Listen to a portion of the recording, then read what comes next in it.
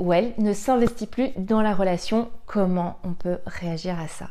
Bonjour à toutes et à tous et bienvenue, je suis Esther Valentin, coach en développement personnel et spécialisée en vie relationnelle et plus particulièrement la vie amoureuse. Aujourd'hui, on va parler de comment réagir face à une situation qui est complexe à vivre. C'est quand l'autre, le partenaire, ne s'investit plus, n'a le sentiment en tout cas qu'il ne s'investit plus dans la relation. Avant tout, je vais vous le dire très rapidement, je vous mets en barre de description 2 e-books, un sur l'estime de soi, un sur comment devenir la meilleure version de soi. Pourquoi? Parce qu'ils vont appuyer ce qu'on va voir dans cette vidéo. Donc n'hésitez pas à les télécharger, ils sont gratuits. Et pour tout savoir du programme complet Intelligence amoureuse, le programme qui vous accompagne d'un point A à un point Z sur comment vous épanouir en amour, comment être la personne qui vraiment se donne toutes les compétences pour cultiver les meilleures relations qui soient, je vous invite tout simplement en barre de description, je vais vous mettre le lien pour aller voir la page qui vous donne toutes les infos. Ok, j'ai essayé de faire vite, on ferme cette parenthèse et comme ça on passe vraiment à comment réagir quand l'autre personne, vous avez le sentiment qu'elle ne s'investit plus dans la relation. Parce que ressentir que son ou que sa partenaire ne s'investit plus dans la relation, ça peut vraiment laisser un sentiment d'impuissance, ça peut révéler vraiment des peurs en nous sur l'avenir, ça peut révéler aussi des insécurités, ça peut nous faire penser que on peut rien faire face à ce manque d'investissement parce que ça concerne l'autre. Et donc ça peut vraiment être une période qui est très difficile à vivre et c'est vraiment important de prendre soin de vous pendant cette période. Ça, il fallait que je vous le dise. Maintenant, on va voir ensemble, première étape de cette vidéo, quelques signes qui peuvent indiquer que votre partenaire vraiment ne s'investit pas dans la relation, qui peut venir appuyer ou venir contre-argumenter ce que vous ressentez. Ça peut être que cette personne ne passe plus beaucoup de temps avec vous, fuit, évite, ok? Ça peut être que votre partenaire ne vous fait plus de compliments, mais attention, c'est vraiment à prendre avec des pincettes ce que je vous dis, hein. C'est pas blanc ou noir, ok? Ça peut être que votre partenaire ne vous touche plus beaucoup, évite aussi ça, que s'intéresse plus du tout à vos activités, qu'il ou elle est souvent distant, irritable, instable, d'accord? Ça peut être qu'aussi il ou elle a des secrets pour vous, vous le voyez, c'est difficile de discuter, c'est difficile de partager. Ok? Si je vous partage tout ça, c'est pour que vous regardiez et voir que si vous remarquez plusieurs de ces signes, c'est important de parler à votre partenaire de ce que vous ressentez. Il est possible que votre relation, elle puisse être sauvée, mais évidemment. Mais il va falloir des efforts, et là écoutez bien, de la part des 2 partenaires. Et pour ces efforts-là, voici quelques conseils sur comment vous pouvez réagir si votre partenaire, vous avez ce sentiment qui persiste, qui ne s'investit plus dans la relation. Premièrement, prenez le temps de réfléchir. Vraiment, posez-vous, ok, avant d'entreprendre quoi que ce soit. Avant de faire vraiment quoi que ce soit, il est important de prendre le temps de réfléchir à votre situation. Essayez déjà de comprendre pourquoi votre partenaire ne s'investit plus. Juste dans la limite de ce que vous savez. D'accord? En ne cherchant pas à avoir toutes les réponses. Est-ce que ça peut être à cause du stress au travail? Qu'est-ce qu'il vous a partagé récemment? Est-ce qu'il a un problème personnel? Est-ce qu'il y a un manque d'intérêt pour la relation? Voyez le contexte, d'accord? Une fois que vous avez fait le point sur ce que vous pensez, sur votre compréhension de la situation par rapport à ce que vous avez, vraiment, vous pouvez commencer à réfléchir à la manière de la gérer. Là, encore une fois, posez-vous et posez-vous également des questions sur vos besoins et vos attentes dans la relation. Qu'est-ce qui est important pour vous? Qu'est-ce que vous êtes prêt à accepter et qu'est-ce que vous n'êtes pas prêt à accepter? Sincèrement, d'accord? Posez-vous pour vous mettre au clair avec vous-même. Deuxième étape, ça va être de parler à votre partenaire. Parce que la communication, c'est essentiel dans toutes les relations et peu importe le contexte. Et il va être hyper important de parler à votre partenaire de ce que vous ressentez, grâce aussi avec ce que vous avez mis au clair avec vous-même d'abord. Dites-lui que vous avez remarqué que ce partenaire ne s'investit plus autant dans la relation et partagez-lui votre inquiétude. Soyez calme, ne soyez pas sous le coup des émotions. Donc choisissez votre moment, ok? Et surtout, écoutez activement ce que votre partenaire a à dire. Parce que communiquer ouvertement et honnêtement avec votre partenaire, ça passe par l'écoute. Donc dites-lui ce que vous ressentez et que vous avez besoin de lui, de votre partenaire. Soyez clair, soyez direct, mais surtout, évitez d'accuser ou de culpabiliser. On n'est pas là pour ça. D'accord? C'est pas toi tu as fait, ça donne ça. C'est qu'est-ce qu'on peut faire ensemble, ok? Et écoutez, j'insiste attentivement ce que votre partenaire a à dire. Essayez de comprendre son point de vue, ses sentiments, ce qui se passe pour lui. L'écoute, c'est vraiment la base de la communication. Grâce à ça, je vais aussi vous demander de travailler sur le fait de porter un regard sur votre propre fonctionnement. Ne tentez pas de vous décharger uniquement sur votre partenaire, de lui donner un petit peu la patate chaude là et de devoir gérer vos émotions, de gérer vos manques et de trouver une solution parce que vous le considérez fautif, d'accord ? Vous avez beaucoup de pouvoir sur ce qui vous concerne vous et vous êtes un pilier majeur de cette relation. Donc, je vais vous demander à vous comment vous avez fonctionné jusqu'à cette situation, comment vous avez participé à celle-ci. Est-ce que vous avez, vous aussi, délaissé certaines choses dans votre relation?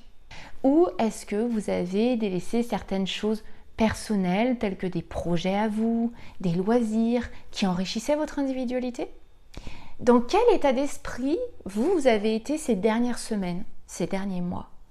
Cet état d'esprit, c'est-à-dire qu'est-ce que vous pensez, qu'est-ce que vous avez l'habitude de ruminer, de cultiver, ok? Et surtout, face à cette mise au clair que je vous propose, cette mise au clair de votre participation à la situation, est-ce que, sincèrement, vous voyez des points que vous pouvez vous-même faire évoluer? Des comportements, une manière de fonctionner, où vous pouvez mettre de la différence pour alimenter différemment la situation. Attention, pas seulement dans le but de faire évoluer la situation, mais que ça prenne aussi également en compte une évolution de votre bien-être personnel. On ne dissocie pas les deux, ok? Je vais vous donner un petit exemple pour appuyer ça. J'ai été assez occupée par mon travail ces derniers temps et j'ai délaissé certaines de mes activités personnelles. J'ai également été beaucoup moins présente émotionnellement dans ma relation, ok? J'ai été moins impliquée. Je peux donc commencer, par rapport à tout ce que j'entrevois de cette situation, à me redonner de l'énergie et des émotions positives en reprenant des loisirs qui me font du bien, en cultivant comme ça plus de sérénité et d'émotions positives dans mon couple, parce que ce que je vais faire pour moi, je vais automatiquement le transférer dans mon couple. Et ainsi, je vais m'impliquer non pas plus, mais beaucoup mieux dans ma relation parce que je me réimplique également dans mon bien-être en faisant ça. D'accord ? Ça, c'était pour l'exemple. Ensuite, dernier point, ça va être d'essayer de trouver des solutions ensemble. Parce qu'une fois que vous avez parlé à votre partenaire, vous pouvez commencer à réfléchir à des solutions ensemble. Est-ce qu'il y a des choses que vous pouvez faire pour l'aider à se sentir plus investi dans la relation? Dans la limite de vos possibilités, de votre pouvoir. Chacun a ses responsabilités aussi, il ne faut pas déconner. D'accord? Est-ce qu'il y a des changements que vous pouvez apporter à votre relation pour la rendre plus épanouissante pour vous deux? Ok? Il faut vraiment comprendre, en fait, se dire que vous devez être prêt à faire aussi des compromis, à être dans l'écoute de l'autre, quand pourtant vous recherchez une solution dont vous accusez l'autre. Il est important de trouver un terrain d'entente qui convienne à vous deux. Parce qu'en fait, c'est une danse, ça se joue à deux. C'est pas toi ou moi, c'est toi et moi. D'accord? Et le dernier point que je voulais voir avec vous, peut-être dur à entendre, c'est soyez patient. Attention, écoutez bien.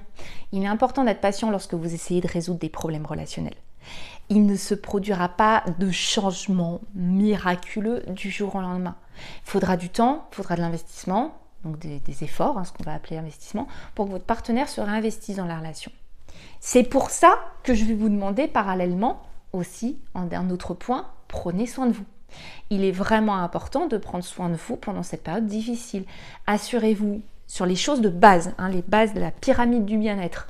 Assurez-vous de manger sainement, faire l'exercice, dormir suffisamment. Vous pouvez également parler à un ami, à un membre de votre famille, mais aussi à un thérapeute pour obtenir du soutien. Ne vous laissez pas seul à vivre cette situation. D'accord ? Et là, l'autre point, ça va être d'envisager une thérapie de couple. Parce que si vous avez essayé tout ce que vous pouviez, parce qu'on a des limites dans notre pouvoir personnel aussi, et que là, votre partenaire ne s'investit toujours pas dans la relation, eh bien, vous pouvez envisager une thérapie de couple. Un thérapeute, vraiment, ça peut vous aider à identifier les problèmes dans votre relation, à trouver des solutions. En fait, tout simplement, un regard externe va vous sortir de la bulle où vous êtes enfermés tous les deux dans votre fonctionnement.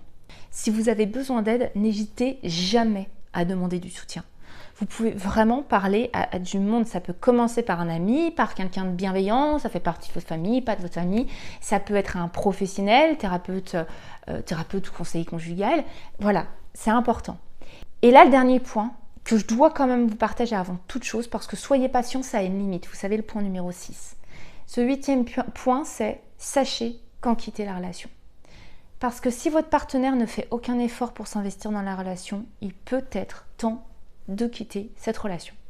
Il est important vraiment de ne pas rester dans une relation qui vous rend malheureux. Et si je vous partage ça en dernier point, c'est parce que on a vu ensemble, dans 8 points en tout ce qui était en votre pouvoir, tout ce que vous pouviez faire. Il y a un moment, quand vous touchez toutes les limites, vos limites à vous, vos limites de réflexion, de communication, qu'en plus vous avez fait intervenir quelqu'un d'extérieur, peut-être comme un professionnel, pour vous aider à ne pas rester limité dans vos uniques ressources à vous. Quand là, il y a un moment, vous avez le devoir de vous dire, j'ai vraiment fait le tour. Et négocier avec moi pour supporter encore ce mal-être et me sentir seule à vouloir évoluer sur cette problématique, c'est à vous d'être surveillant sur votre stop, sur cette deadline, sur ce moment où stop. Il y a un moment, j'ai tout exploré, là il n'y a plus rien. Alors pourquoi je dois normaliser d'être malheureuse ou malheureux dans ma relation?